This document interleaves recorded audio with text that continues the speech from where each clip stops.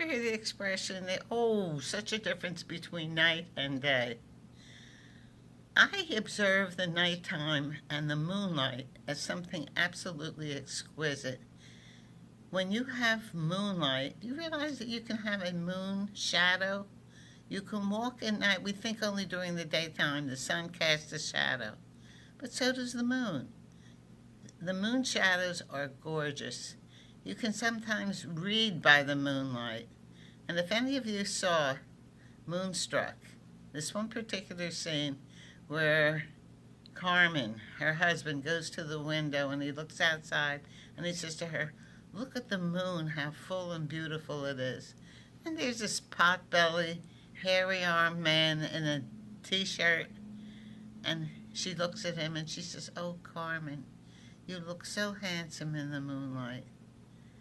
If he were in the sun, he wouldn't have looked as handsome to her. But there's something personal and mystique about the moonlight. Especially, I went on a trip and we took a night tour in Washington, D.C. And there we went to Arlington Cemetery, and the way the light, the moonlight, hit the tombstones, they're all very low and very equal. The way the light hit, it was like God was shining a spotlight and say, these people have to be revered and honored both in the daylight and nighttime.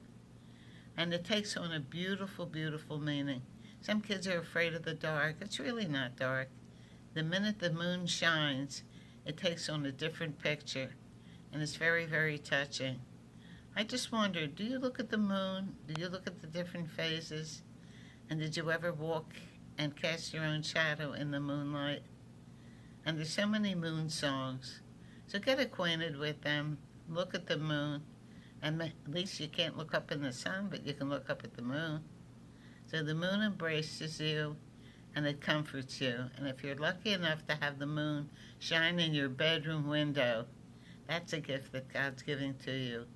And take it and use it and enjoy it. Moon over Miami. Bye-bye.